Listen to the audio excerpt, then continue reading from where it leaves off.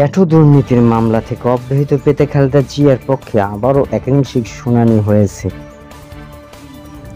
ঢাকার বিশেষ জজ আদালত ৩ এ শুনানি অনুষ্ঠিত হয়। খালেদা জিয়ার পক্ষে শুনানি করেন অ্যাডভোকেট মাসুদ আহমেদ তালুকদার। তিনি প্রথমে শুনানির জন্য সময় আবেদন করেন, কিন্তু আদালত আবেদন না মঞ্জুর করেন। পরে আইনজীবী ১ ঘন্টা শুনানি করেন। খালেদা জিয়ার আইনজীবী মাসুদ আহমেদ তালুকদার বিষয়টি নিশ্চিত করেন। উল্লেখ্য, ২০০৭ সালের ২ সেপ্টেম্বর দুর্নীতি দমন কমিশনের দুদক উপপরিচালক গোলাম শাহরিয়ার চৌধুরী সাবেক ৪ দলীয় জোট সরকারের প্রধানমন্ত্রী খালেদা জিয়া, তার ছোট ছেলে আরাফাত রহমান কোকো সহ ১৩ জনের বিরুদ্ধে তেজগাঁও থানার গ্যাটকো কেলেঙ্কারির এই মামলা করেন। পরের বছর ১৩ই মে খালেদা জিয়া সহ ২৪ জনের বিরুদ্ধে এই মামলার অভিযোগপত্র দেওয়া হয়।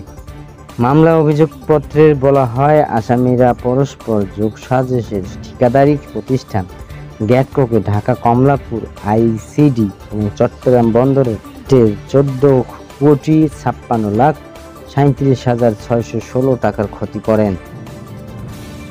মামলার ২৪ আসামির মধ্যে খালেদা জিয়ার ছোট ছেলে আরাফাত রহমান কোকো সহ ৯ জনের মৃত্যুবরণ করায় তাদের মামলা থেকে অব্যাহতি দেওয়া হয়েছে।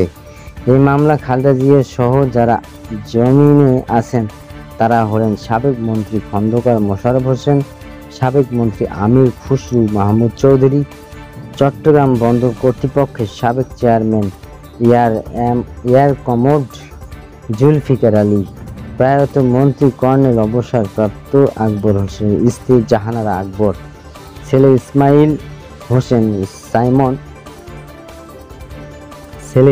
Hossain Simon, global agro trade private limited গ্যাটকো পরিচালক শাহজাহান এম হাসিব। চেয়ারপারসন খালেদা জিয়ার মুক্তি ও তার বিদেশি চিকিৎসার দাবিতে আবারও আন্দোলনে যাচ্ছে বিএনপি। শীঘ্রই এই বিষয়ে কর্মসূচি ঘোষণা করবে দলটি। চেয়ারপারসনের কার্যালয়ে এক সংবাদ সম্মেলনে বিএনপির মহাসচিব মির্জা ফখরুল ইসলাম আলমগীর কথা জানান। গতকাল সোমবার রাতে অনুষ্ঠিত দলের জাতীয় কমিটির সভার সিদ্ধান্ত জানাতে এই সংবাদ সম্মেলনে ডাকে বিএনপি। সভার সিদ্ধান্ত জানিয়ে মির্জা ফখরুল বলেন, সভায় অবিলম্বে দেশনেত্রী খালেদা জিয়ার নিঃস্বার্থ মুক্তির দাবি করা হয় এবং তার মুক্তির দাবিতে আন্দোলন গড়ে তোলার সিদ্ধান্ত সংগৃহীত হয়। সেই লক্ষ্যে অতি দ্রুত কর্মসূচি প্রণয়ন করা হবে। আমরা হয়তো আগামীকাল বুধবার কর্মসূচি প্রণয়ন করব বলেন। সভা মনে করে দেশনেত্রী বেগম খালেদা জিয়াকে পরিকল্পিতভাবে মিথ্যা মামলার সাজা দিয়ে রাজনীতি থেকে দূরে সরিয়ে দিতেই হীন চক্রান্ত করছে এই অবৈধ সরকার। শুধুমাত্র রাজনৈতিক প্রতিহিংসার কারণেই দেশনেত্রীকে বন্দী করে রাখা হয়েছে, যা সম্পূর্ণ বেআইনি এবং সংবিধান বিরোধী। ভারতের কাছে বিক্রি হওয়ার কথা বলে তারা নিজেরাই ভারতের কাছে বিক্রি হওয়া।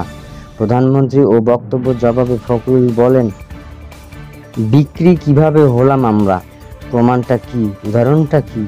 বিক্রি হলে তো আমরা সরকারের হতাম। উনি নিজেকেই বলেছে যে আমি সবকিছু উজাড় করে দিয়েছি।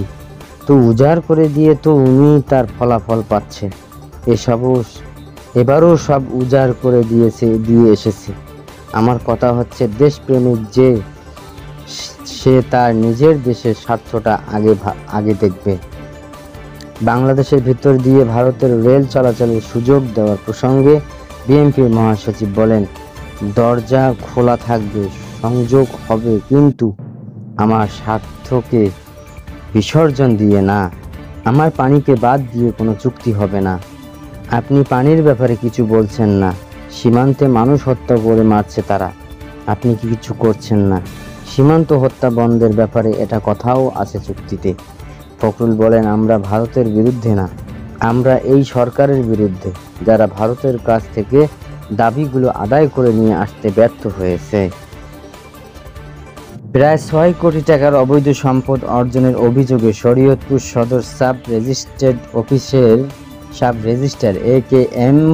ফয়েজ উল্লাহ ও তার স্ত্রী সোমা রেহেনা বেগমের নামে পৃথক ২টি মামলা করেছে দুর্নীতি দমন কমিশন দুদক। গতকাল রোববার দুদকের ঢাকা সম্মানিত জেলা কার্যালয় সংস্থাটির উপপরিচালক মোহাম্মদ মোস্তাফিজুর রহমান বাদী হয়ে মামলাটি দায়ের করেন। তাদের বিরুদ্ধে 5,86,06,696 টাকার অবৈধ সম্পদ অর্জনের অভিযোগ রয়েছে।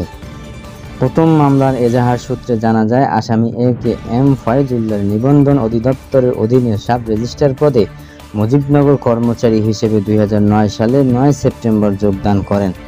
অনুসন্ধানকালে 2010-11 43,861 টাকার বৈধ উৎস পাওয়া গেলেও 3,84,308 টাকার অজ্ঞাত আয়ের উৎস সঙ্গে অসংগঠিত পূর্ণ বলে দুদকের অনুসন্ধানের 10% হারে কর দিয়ে 2,25,00,000 টাকা আয়কর রিটার্ন প্রদর্শন করে সাদা করেছেন।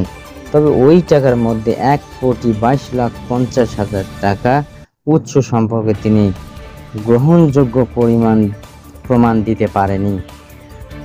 অন্যদিকে স্থাবর অস্থাবর সহ অর্জিত 9,02,28,169 টাকার সম্পদ, 5,88,43,861 টাকার বৈধ উৎস পাওয়া গেলেও 3,84,308 টাকার অজ্ঞাত আয়ের উৎস সঙ্গে অসংগঠিত পূর্ণ বলে দুদকের অনুসন্ধানের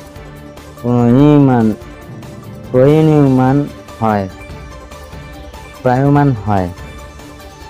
দ্বিতীয় মামলায় রেহেনা বেগমের বিরুদ্ধে 1,94,82,388 টাকার বৈধ সম্পদ অর্জনের অভিযোগ আনা হয়েছে। এজাহারে বলা হয়, স্বামীর আয় অভিভুক্ত সম্পদের সম্পদশালী হয়েছে রেহেনা বেগম।